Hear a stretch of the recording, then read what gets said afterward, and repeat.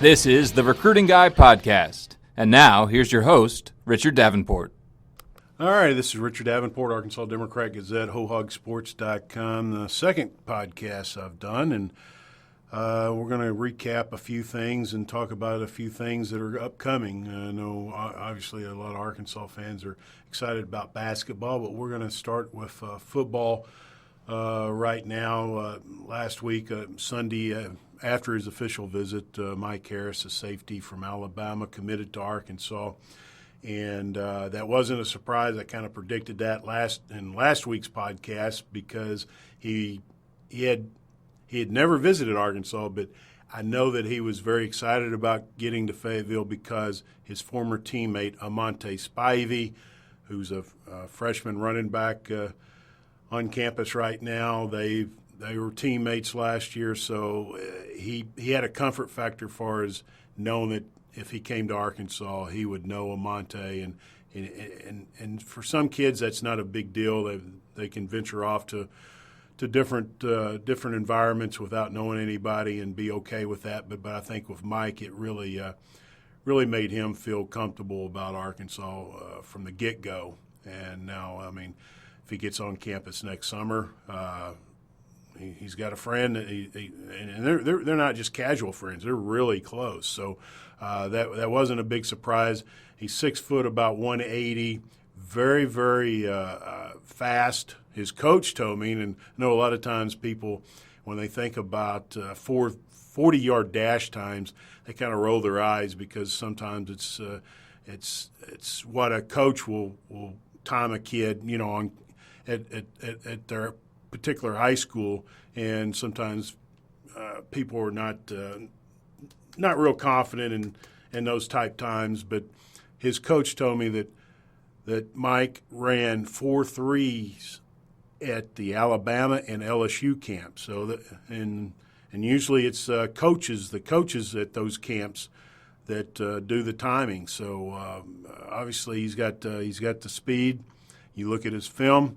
Very, very sudden and a great closer to the ball, whether it be a receiver or a running back. And another thing, I think the first play of his huddle highlight is a running play where he just blasts the running back. I mean, you can go on there and just see it. He's very physical. He doesn't shy away from contact. And let's face it, a lot of times I don't care if it's a safety or cornerback or nickelback or whoever, quite often those guys are a little scared of contact. I mean, it's just face it. You see it all the time where guys are not the most physical when tackling a running back or a receiver, and Mike is definitely that. He could play the safety position, cornerback position, or nickel. He's got that flexibility. Arkansas is recruiting him as a cornerback, but he had a top 7 that was pretty impressive. It included Tennessee, LSU, and Alabama. But obviously Arkansas was able to get him on board. And a very good pickup going forward. So they're currently at 14 commitments.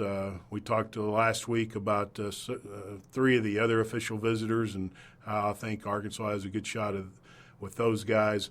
But let's turn our attention to basketball. A lot of excitement about Coach Musselman and his program, especially after Tuesday night's opening season victory over Rice, where they look good offensively, defensively. I know a lot of times in the past with Coach Anderson and his philosophy and his way of doing things, a lot of fans got discouraged by the high percentage that opposing teams were able to shoot from the three-point line. One thing that just jumps off at you with the stats from Tuesdays that Rice shot 8% from the three-point line, which is hey, if you do that any number close to that, 20% is great, but down to 8%, you do that on a fairly consistent basis, you're going to win a lot of games because the three-point shot is so important to college basketball and basketball in general. But obviously, people are turning their attention to the recruiting class of 2020. You already have Devontae Davis on board right now, the Jacksonville guard who could play the one or the two. About 6'4", about 170, may even stretch out to be about 6'5". But he always wanted to be a Razorback and realized that dream when he got the offer from Coach Muss. But Saturday's a big day. Everybody's talking about it. If you're a Razorback fan, you know Moses Moody will be making his decision on Saturday. He's flying in from Florida, where he's attending school, to make his decision, announce it at 6 p.m. on Saturday, and it's open to the public. It'd be kind of hard to believe that he would announce in front of all the Arkansas media and people, most likely Razorback fans, that he's going anywhere other than Arkansas. But I've been surprised before, but I've been saying for the longest, especially after soon before the official visit that he and K.K. Robinson took for the Auburn game, that I felt very, very good about Arkansas's chances of landing both of them. Still feel that way. I think on Saturday at 6 o'clock that Moses will probably announce for Arkansas. But, again, we don't know until he does that. I think Coach Musselman has, in his NBA background and the way he coaches and his philosophy is heavily influenced by his years in the NBA. Kids want to go to the NBA, and he preaches the NBA not only to the kids during practice, but you see it on social media too. A great marketing tool for Coach Musselman and his staff. They really focus. They're very, very savvy on social media, and I think that's going to play a role in Moses Moody's decision on Saturday. But, again, like I said, we'll see. This weekend, Jalen Williams from Fort Smith Northside, he'll be making an official visit to Arkansas, 6'10", 235 pounds. He visited Auburn last weekend, along with Chris Moore from West Memphis, the forward. Obviously another Arkansas target. But Jalen will be able to spend an official visit's 48 hours, where a lot of times you see kids make unofficial visits. Unofficial visits usually last anywhere from 4 to maybe 6 hours at the most. And Jalen will be able to spend 48 hours with the coaching staff starting on Friday, going till Sunday. And he'll get a more in-depth look at the program and be able to figure out if Arkansas is a fit. I think Arkansas is in very good shape with him.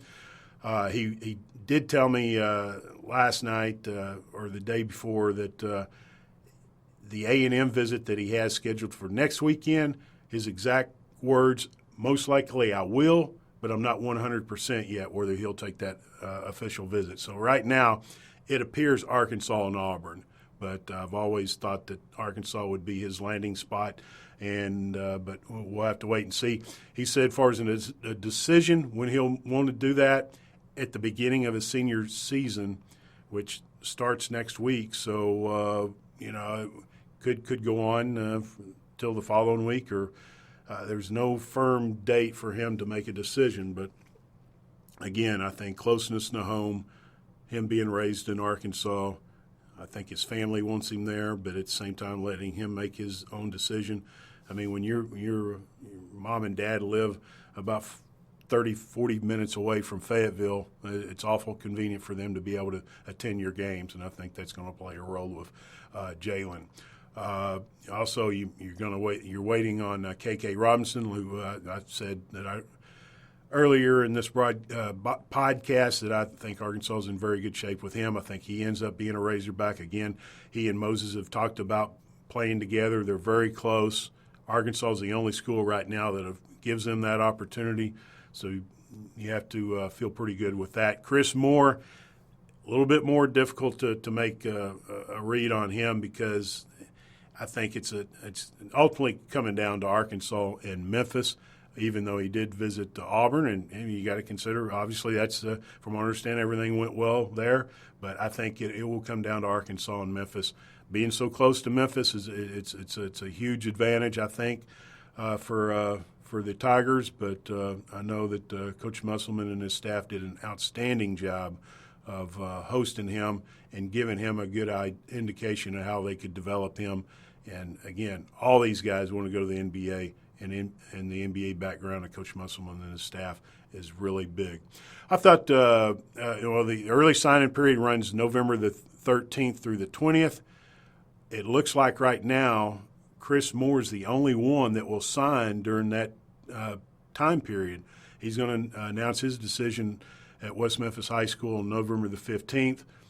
Moses, KK, Jalen, they're saying that they'll wait till the spring to sign. So even if they commit to Arkansas, you won't get their signature till the spring. And I know that makes some people uneasy, but to me, it's kind of like kicking the tires of a new car. They didn't tell me this, but I'm just assuming that they just want to see Coach Musselman's first year at Arkansas and just see how they play and see how he coaches. Just see what happens this year and compare it to maybe some other schools that they've considered. And but at the same time, you would prefer them to sign early, but it doesn't look like that's going to be the case unless something changes between now and the early signing period. Often I'm asked about official visits and what's all involved with official visits, and I thought I would kind of go over this. Let's say Jalen gets into town tomorrow, gets into Fayetteville tomorrow around noon or whatever. Obviously, he'll meet with the coaches. Good chance that he'll most likely eat lunch with the coaches, and oftentimes kids will go. The coaches and the kids will go to the Jerry and Gene Jones Academic Center, where not only do they obviously have the academic center, but they also have a cafeteria for the student athletes, and kind of gives them a little bit of an idea what that area looks like in the cafeteria and the food that they offer, and the food, from what I understand, is outstanding. So that's something that they'll probably do, and sometimes it just depends if a kid gets in, say, late in the afternoon. A lot of this could kind of flip towards Saturdays. That some of the things that I'm going to be talking about, they could delay some of the activities till Saturday. But anyway, if Jalen arrives around noon tomorrow, they'll probably eat lunch, maybe meet with the nutritionist for the staff nutritionist, and then student-athlete development and a tour of the Jerry and Gene Jones Academic Center is usually also involved. The student-athlete development is pretty much, trying to develop the kid off as a person. Sometimes that involves community service, going to a homeless shelter, feeding homeless people at a shelter, or going to different organizations and trying to help the needy or anything like that kind of takes the focus off of the kid, but on other people, and lets them know that how they can look at other people that are less fortunate, and kind of gives them an idea of maybe how blessed they are, and just is something to open their eyes with, because a lot of times kids don't have that interaction with people that are maybe less fortunate, but that a lot of times that community service is something that definitely brings that to the forefront. You usually either Friday or Saturday, depending again when you get on campus, you'll meet with the trainer, Mark O'Neill, and kind of get his philosophy and how he looks at things as far as injuries and how they try to rehab you, or maybe just simple after practice things that they do to try to give the student athlete a chance to recover, help their body recover from practice or games and things like that. and it's usually about a 15, 20-minute type meeting. And then sometimes kids will also meet with some of the people in the athletic administration, say John Fagg, the deputy AD, or other people in the administration. And then if they have practice tomorrow afternoon, they'll probably take in the practice. And then that evening, they'll either eat, say, at a restaurant, or they'll go eat at Coach Musselman's home at some point, either Friday evening or Saturday evening, whatever the schedule can flip-flop, like I said. And then around 7:15, Arkansas will take the kid and his family back to the hotel, and the parents will usually just kind of do their own thing and kind of relax, because an official visit, they have usually every 10 to 15, 20 minutes planned out for you, and it's just constant, Friday, Saturday, and Sunday until you leave. But what will happen then is the recruit, say Jalen Williams, he'll go out with his player host, and in a situation like that, most likely I would venture to say his player host will be Isaiah Joe, because they were teammates at Fort Smith Northside. What you usually try to do in a play, try to get a kid that on the team that is similar in personality, likes, maybe from the same city, from the same school, same state. If you're emphasizing recruiting the state of Texas or something like that, you usually put them with a kid that came from the state of Texas and is having success at Arkansas. But you usually just try to hook them up with somebody that's very similar in personalities and just tendencies that they like to exhibit. But then on Saturday morning, they usually pick up the kids and the family around 9:30 to go eat breakfast. Sometimes they'll eat on campus or eat off campus. One of the recruits earlier this year ate at the Blessings Golf Course, one of the top golf courses, obviously in the region, and a beautiful area of Northwest Arkansas. And then say if there's a practice tomorrow, because there's a football game at 11 a.m., they may or may not have practice tomorrow. If there is a practice, they'll attend that too. And then about 45 minutes before kickoff, the 11 a.m. kickoff, they'll head over to the stadium and go on the sideline, and then shortly before kickoff, go up in the stands and watch some of the game. Other things that you'll do during an official visit, you'll meet with the coaches, obviously, numerous times, and they'll go over how that they could help you develop as a basketball player. And also you'll meet with a strength and conditioning coach, he'll give his spiel about his philosophy and how he views things as far as development of the student athlete. Then probably one of the favorite things is the photo shoots. Most of the time they're done on Saturday afternoons, and that's one of the things that the kids really enjoy, and you'll see them tweet out those photo shoots of them wearing the Arkansas Razorback uniform. And with Coach Musselman and his staff, they like to recreate famous NBA photos that we've seen LeBron James or Michael Jordan or whoever. And sometimes they let kids make their own decision about what photo shoot that they would like to recreate, say from an NBA player. And I know kids really enjoy that, and that's something that they'll do. And then also they'll also meet with an academic advisor and kind of break down maybe if they have an idea what they want to do as far as a major, kind of give them a little bit of information there and see if that's a good fit for them. And it may not be a good fit for them, and they may think, okay, here's some other areas that you could maybe possibly major in. Obviously, a campus tour and a tour that Bud Walton is involved. And then Saturday night, you'll have dinner with the coaches again, either at Coach Musselman's house or most likely a local restaurant. The Catfish Hole obviously is a go-to place a lot of times for kids and the coaches, but sometimes that's not necessarily the case. And then he'll go out again Saturday night with his host. Then Sunday morning, they'll get up around 8:30.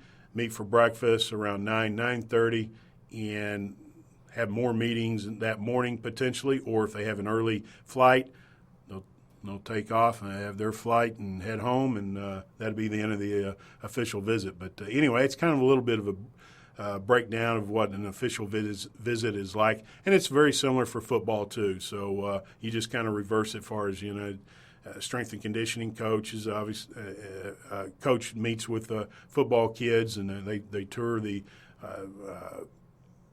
weight room and facilities, but that's pretty much it for all official visits, basketball and football wise. But anyway, that's just kind of it for this week's edition of the podcast. We'll come back next week, and appreciate you listening.